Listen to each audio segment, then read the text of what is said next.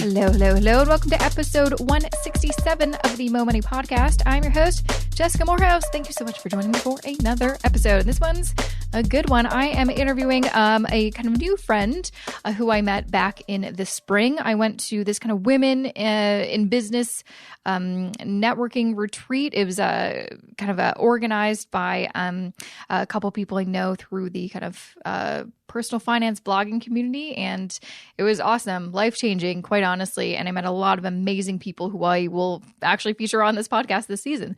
And one of those people will be, or is for this episode, Bobbi Rebell. She is, for a good chunk of her career, she was a journalist. She still does that. You can still find her on TV. I do all the time. But she now has kind of shifted. So now she's more of an entrepreneur doing her own thing. She is a CFP. She is the author of Financial Grownup. And she also has a podcast with the same name, which was actually just nominated for a Plutus Award, which is the FinCon. They were kind of a annual awards. So she, and the best, like, she has a great podcast, obviously. But what's great is she has some very interesting guests. Not that I don't have an interesting guest, but she has some amazing big name guests. And we kind of talk about a few in this episode. She kind of has a few kind of just some good tidbits, basically. So we talk a lot about, we do talk a lot, but we also talk about a lot of really interesting things, a lot about just kind of making that shift in your career, networking, how to kind of get out of your shell and just kind of chase your dreams, a lot of stuff like that, because we're very similar, and that's exactly kind of what we've done. We've both had very kind of windy career paths that didn't necessarily go in a straight line. So we talk a lot about all that good stuff, and I'm going to get to that interview in just a sec. But before I do, here's just a few words about this episode's sponsor. This episode of the Mo Money Podcast is supported by Vanguard Investments Canada. Unless you've been living under a rock, then you've probably already heard of Vanguard. Vanguard is one of the world's largest investment management companies and is one of Canada's leading providers of affordable index ETFs and actively managed mutual funds. Not only that, you've heard me talk a lot about index funds on the podcast, right? Yeah, well, Vanguard launched the first ever index fund in 1976, changing the investment landscape forever. Vanguard is on a mission to keep costs low. Lower fees on mutual funds and ETFs means more money in your pocket as an investor. There's even a thing called the Vanguard effect, which is when Vanguard sets up shop in a new country, like Canada, and they help drive down costs in the investment industry because no one can compete with their low fees. Since they opened their doors in Canada in 2011, the industry's average MER on ETFs went from 0.44% to 0.37%. That may not sound like a lot, but it actually equates to saving Canadian investors tens of millions of dollars per year in fees. I'm also a proud Vanguard investor myself, holding a number of their low-cost ETFs in my own investment portfolio. To learn what funds I hold and more about Vanguard Investments Canada, check out my blog post all about them at jessicamorehouse.com/Vanguard. Or head on over to vanguardcanada.ca for info on their funds, how to start investing, and how you could save thousands of dollars on fees by choosing low-fee funds for your investment portfolio. Once again, visit vanguardcanada.ca. Hi, Bobbi. Thank you so much for joining me on the Mo Money Podcast. You look lovely today, by the way. You look lovely too. I like glasses. I actually, right before this, watched your kind of reel of you like being on TV on your website. Did you? Yeah. Oh my gosh. You were a boss. You were so good. I would like, because it's like, I know you in person. So to see you as, you know, on the stock exchange talking, you know, about all these things, I'm like, whoa, that is so, yeah. And talking to like some really heavy hitters like Tony Robbins. Dang, that is so awesome. Yeah. Thank you. Yes, I got to meet amazing people, and I still do. Yeah. But that was really great. Yeah. And Tony's cool. Tony wrote the foreword to my book. Oh my God. Yeah. So you're killing it, obviously. And you're an author of the book, The Financial Grownup. You also have a podcast with the same name, which is very exciting. Yes. And now you're kind of interviewing a bunch of amazing people. Some of your guests are also like huge names too. You had like a fellow Canadian, Kevin O'Leary, on there, though I feel like he doesn't like being known as a Canadian. Kind of forget. I don't know. Well, I think he run for a government position? He tried. He tried. I mean, he's owning being Canadian. A little bit. I feel like just whenever I see him on Shark Tank, he always I don't know. He pretends like he's not from up here. But he was on the Canadian version of the show first. He was on Dragon's Den. That was a good time. Yeah. But no, I think going back to like him running for, I think, what is it, Premier or Prime Minister? I can't remember what he wanted to run for. But I think his excuse was that he didn't know French because you need to know French and English. And like, thank God. I like Kevin O'Leary, but I don't necessarily think politics is his calling. I think he should stick to business. He's really good at that. That's all. He's very good at business. Absolutely. Really I think he's great. Stick with that. Yes. And I have another shark is coming on soon, but I'll leave that as a mystery. Ooh, is it another Canadian perhaps? I can't say who it is, but another shark is going to be taped very soon. Oh, that is so exciting. That's very exciting. Wow. So you have amazing guests on your show. You wrote a book. You're a CFP too. And before all this, you were a journalist. So that's kind of a big shift from, I guess, working for lots of media outlets, being a journalist, and basically just now shifting. So you're kind of your own personal brand, doing your own thing. What made you decide to make this shift?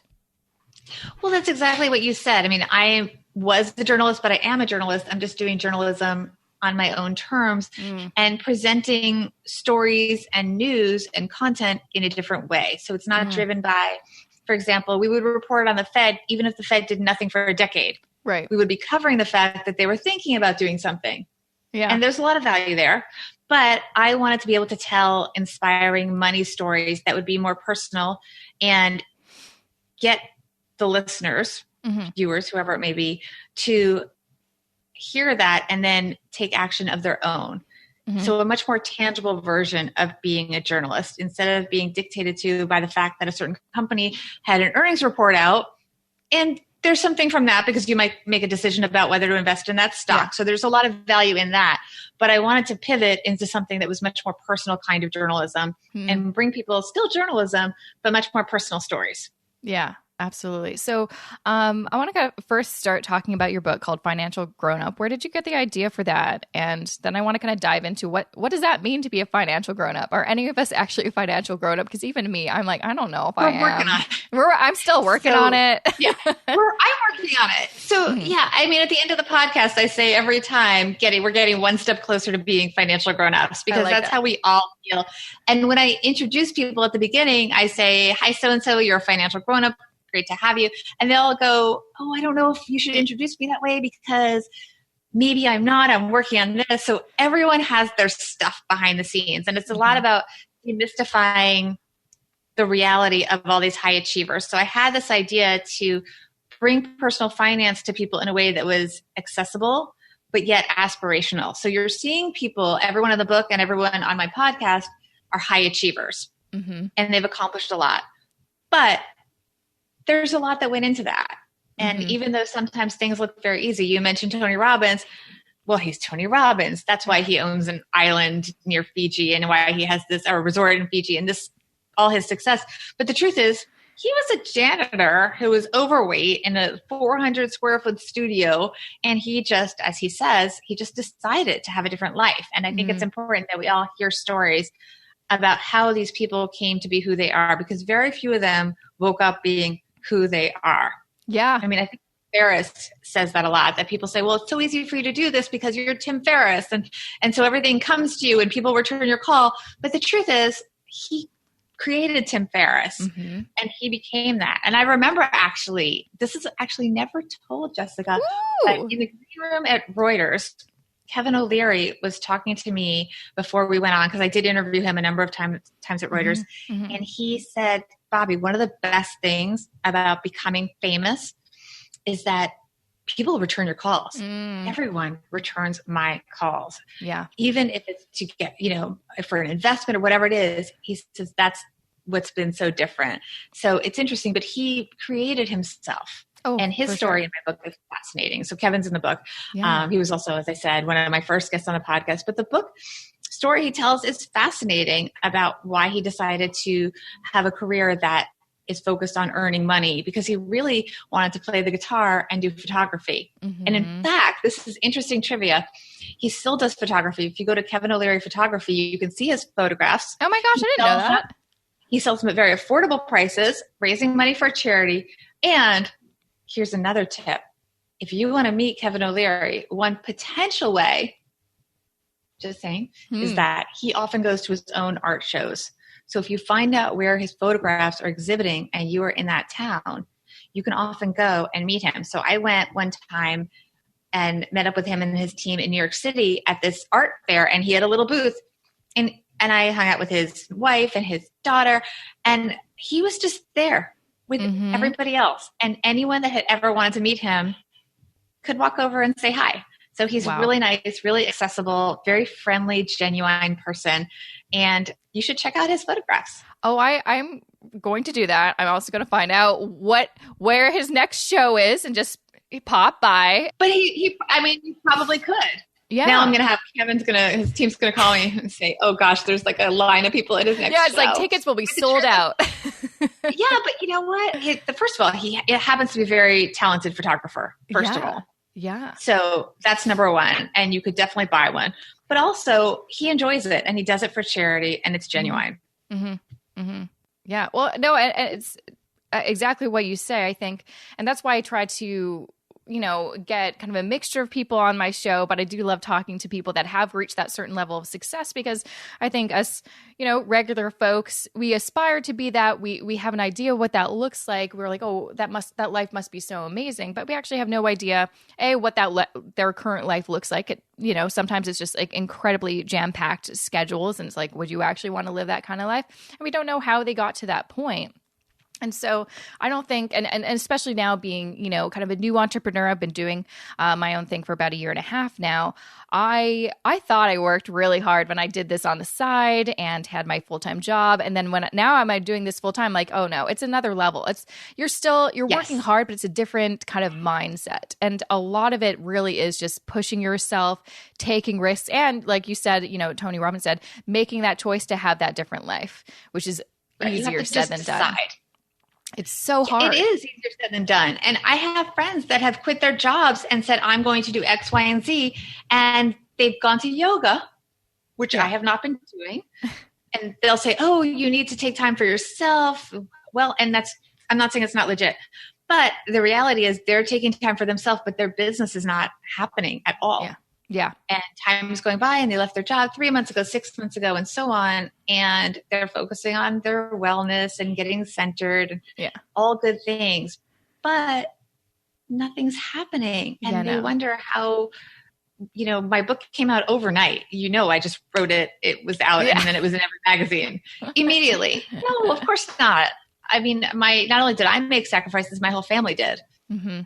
And also all the years of experience of you, being in this field, you can't just, I think a lot of people, there's that saying that most, I've been reading a lot of autobiographies of celebrities lately. I don't know, one after the other, a lot of comedians, and all of them kind of say, oh, lots of people think I'm an overnight success. Little did they know it took me 10 to 15 years to get to this point to be an overnight success. And people don't realize that it takes decades sometimes. Right. You don't know if it's ever happening. Yeah. And also you don't see how much work goes into that 15-minute stand-up routine. You think that they work 15 minutes, but often they've spent months developing the material, testing it out, and so on. So nothing is quite that simple as it appears. Their talent is to make it appear that simple. That in and of itself is a talent. But even I'm thinking about on Shark Tank, Barbara Corcoran talks about the fact that her sort of real estate career ended very well. She sold her company, but then what? And she fought to get on Shark Tank. Yeah. And now that's a whole different career for her.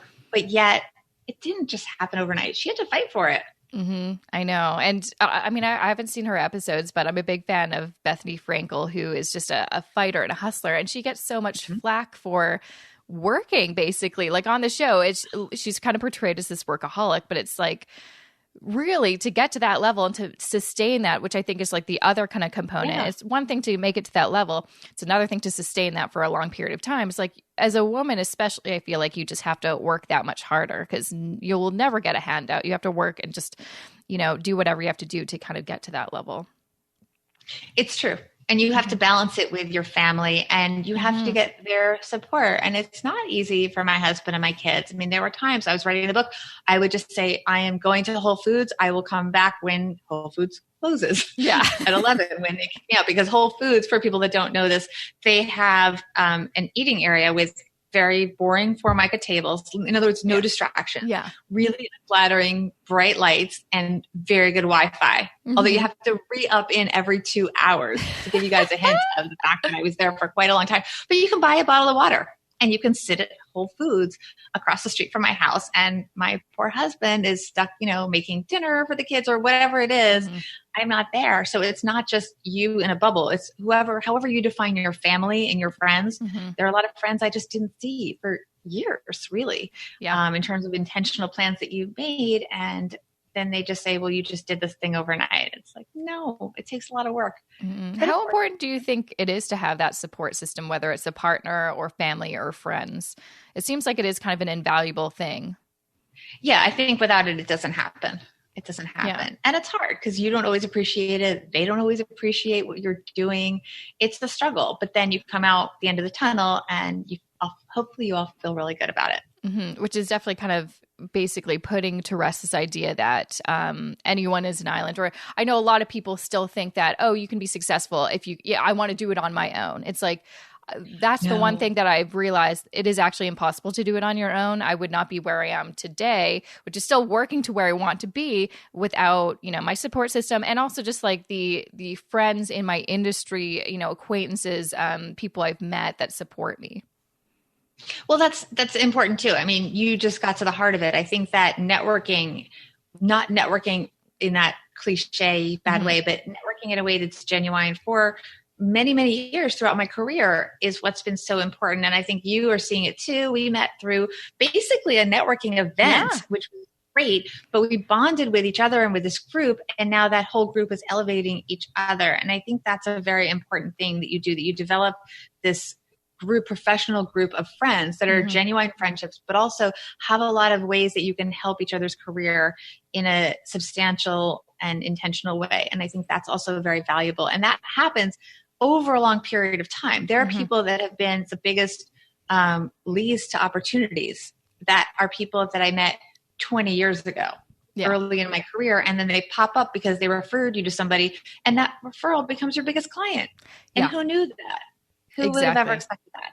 So it's important to keep in touch with people and also be the giver as much as possible, because you may give to somebody who never gives back to you. But I believe in definitely the karma where you may not get back from that person, but somebody else will think of you when something else comes up. So that's always important. When you see a job, I saw a job listing for something that while I qualified for, I'm not going to do because I want to be doing what I'm doing, but I sent it to a friend that I know is very antsy in her job, and maybe that'll be something for her. And I don't expect it back, but it's just good to do that stuff. Absolutely. Yeah, that's the one thing that, I mean, when I was early in my 20s and trying to figure out what networking meant, and I had no idea. No one really teaches it to you, or the people that do, they're giving you really terrible information. Oh, yeah, go to a cocktail party and hand out your business card. It's like, no, those are the people that I avoid at like networking events now that just immediately like, here's my card and this is what I do. It's like, let's relax. It's really about creating those genuine relationships.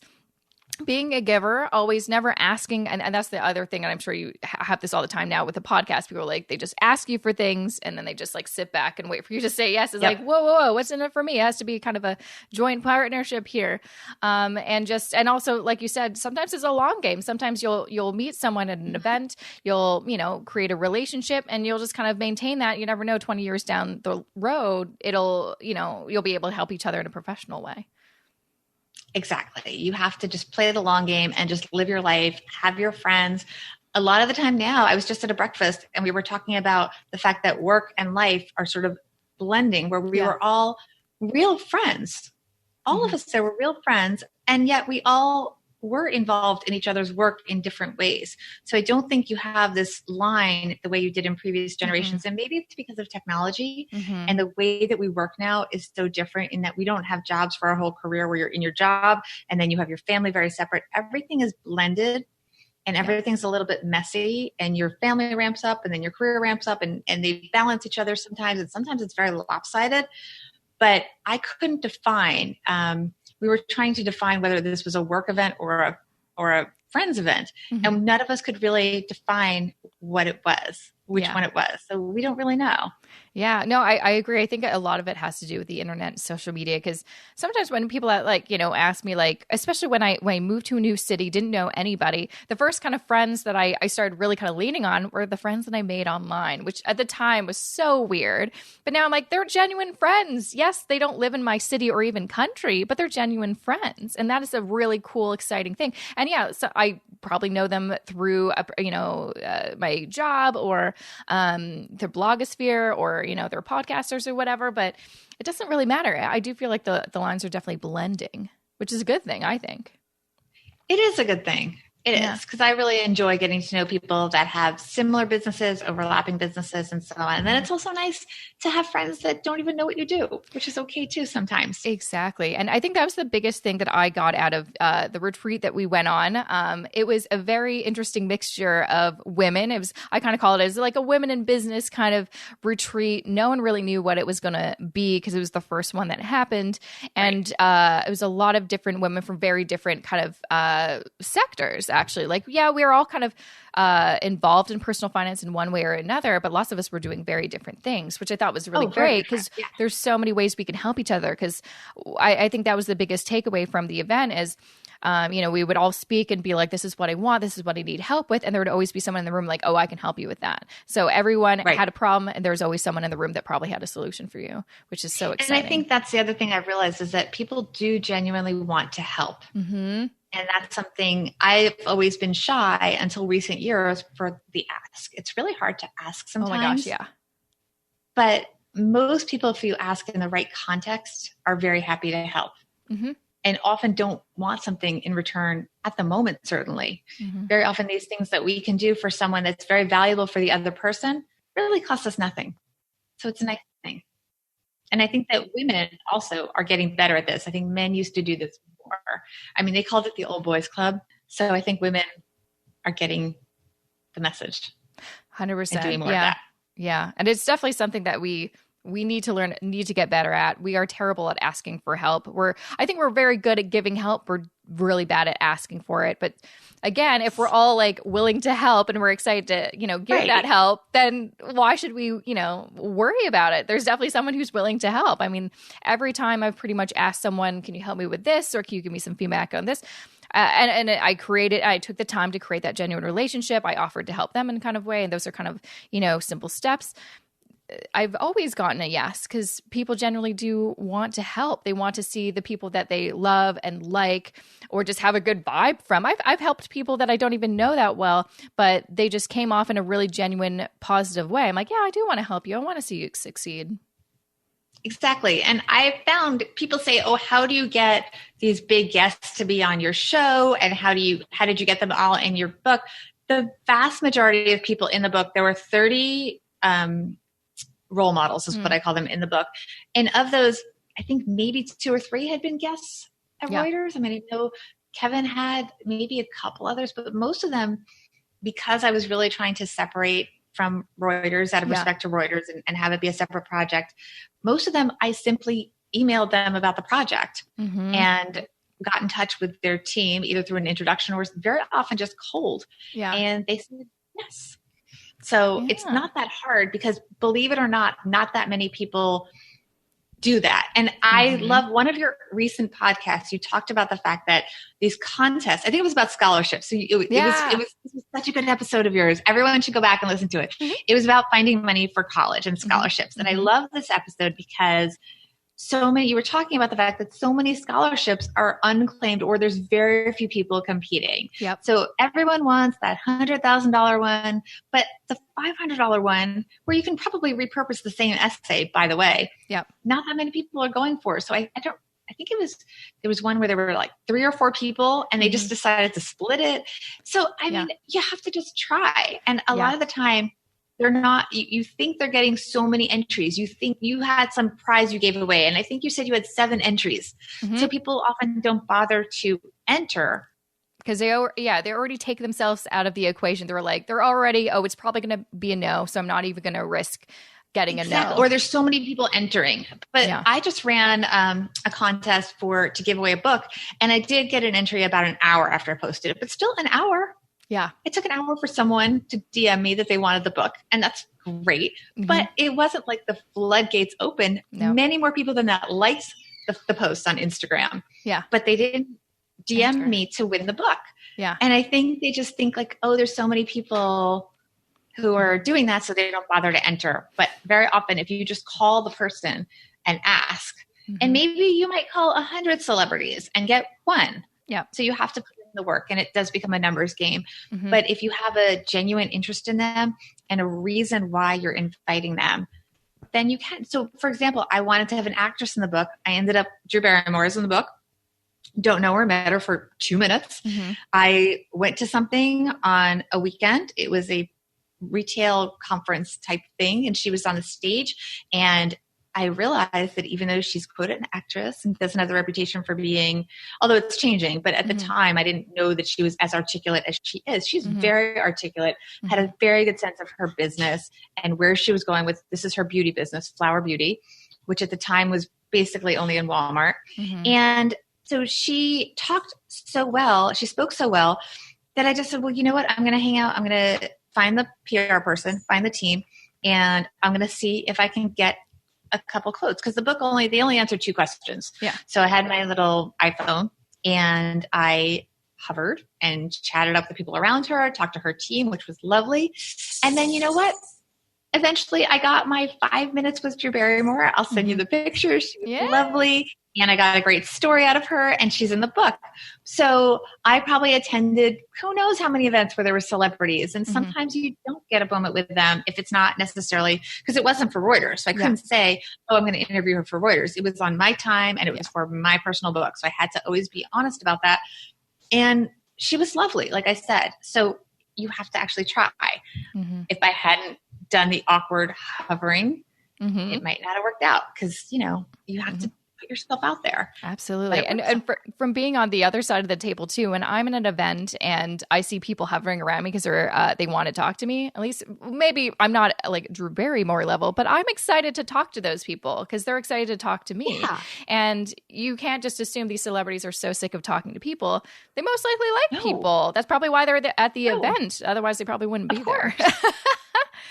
Exactly. Yeah. Most of them, I know when I go to events, I love to talk to people. And when someone, any feedback, because we work, you're at home, I'm at home, we work in this bubble. And when you get out there, it's so rewarding to, even like last night, there was a LinkedIn comment where someone was saying that they were enjoying my podcast and they listened to it on the commute. It totally made my night. Yeah. It was so awesome just to hear a total stranger talking about my podcast. And then it was, what she loved listening to during her commute.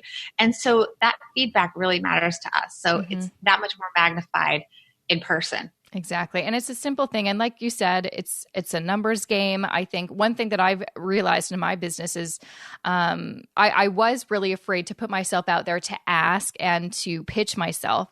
And now I'm realizing I can't believe all the missed opportunities that, went by the wayside because I didn't put myself out there. So I think, in whatever situation you're in, whether it's for a job, networking, building your own business, just getting some advice and help, you'd be surprised at how much you will actually get or how many yeses you'll actually get. But it is kind of a numbers game. Sometimes, I still have from several years ago when I first moved to Toronto, was trying to find a job, didn't know anybody who lived here and was starting from scratch. I still have the spreadsheet where I listed all of the jobs I applied to. And I think I applied to 150 over the course of about 8 months.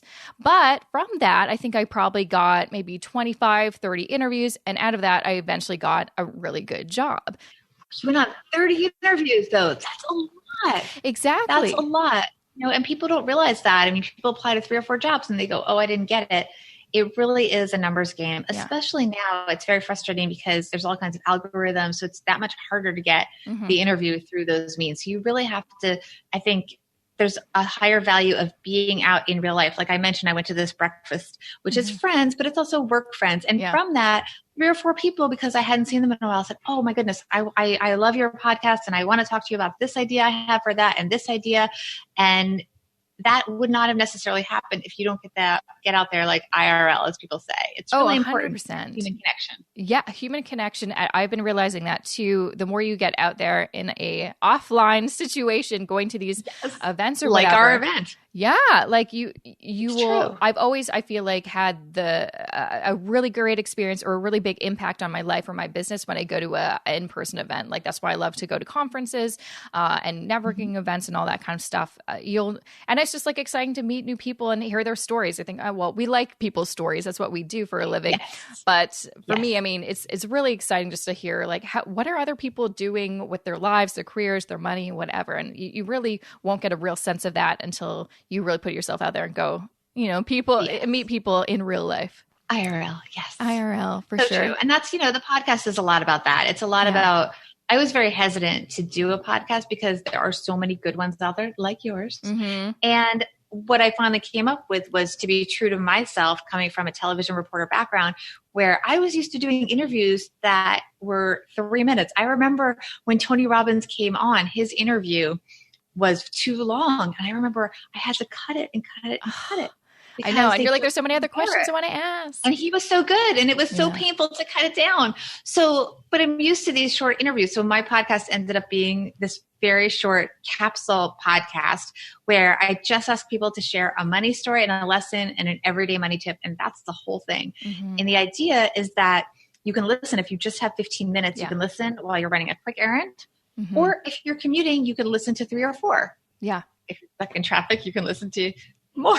Yeah, exactly. You can listen to the whole. Not too many. I don't want you to be in too much traffic. But the idea was to do something a little bit different and to kind of turn the model on its head a little bit and not do what everyone else was doing better. I think that there's so many good podcasts out there already that I wanted to approach it in a different way and give people something that people aren't. I always tell my guests, and I will eventually get you on the show because we've talked about that. I'm going to recruit you.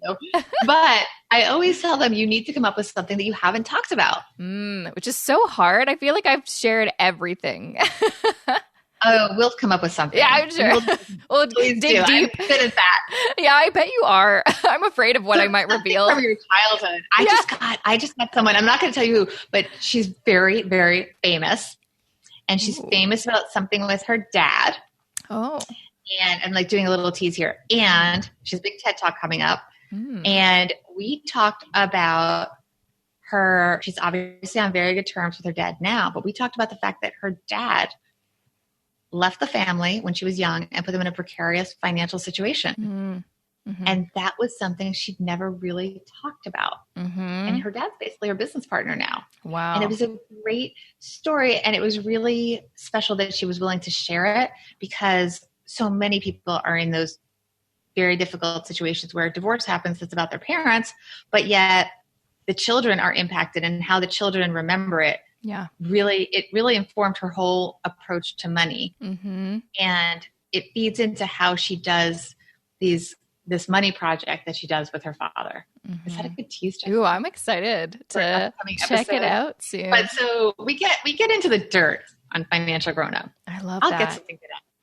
Well, I'm so excited. I'm going to binge listen to all the episodes I haven't listened to yet. But I'm going to let you go. Where can people find more information about you and your amazing podcast?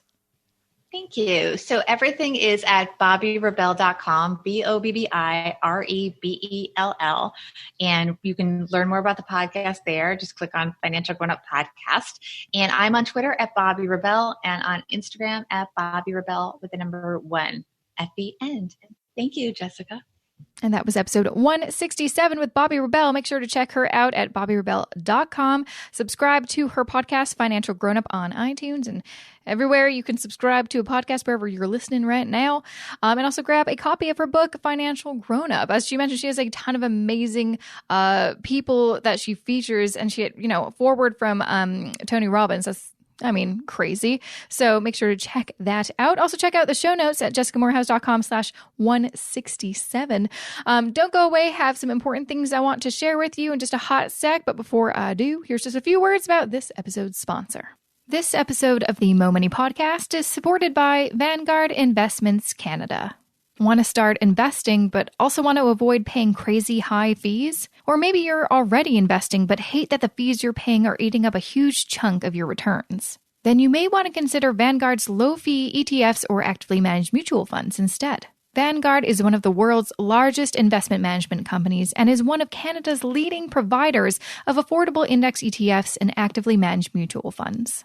Curious how they're able to offer funds with some of the lowest fees around? Well, rather than being a publicly traded company or owned by a small group of individuals, Vanguard is owned by its U.S. domiciled funds and ETFs, and those funds in turn are owned by their investors. That means that Vanguard investors don't have to worry about the company being acquired one day and can rest assured that Vanguard's only priority is offering low-fee funds so their investors can build their wealth even sooner. To learn more about Vanguard Investments Canada, check out my blog post all about them at jessicamorehouse.com/Vanguard. Or head on over to vanguardcanada.ca for info on their funds, how to start investing, and how you could save thousands of dollars on fees by choosing low-fee funds for your investment portfolio. Once again, that's vanguardcanada.ca. All right, first and foremost, got some pretty exciting news, I'll have to say. So I mentioned at the beginning of this episode that Bobbi was nominated for a Plutus Award for her new podcast, and I myself may have also been nominated for a Plutus Award. First time actually being nominated for my podcast. Usually I've been nominated in the past because of my blog, and I've always kind of been like, nah. But what about my podcast?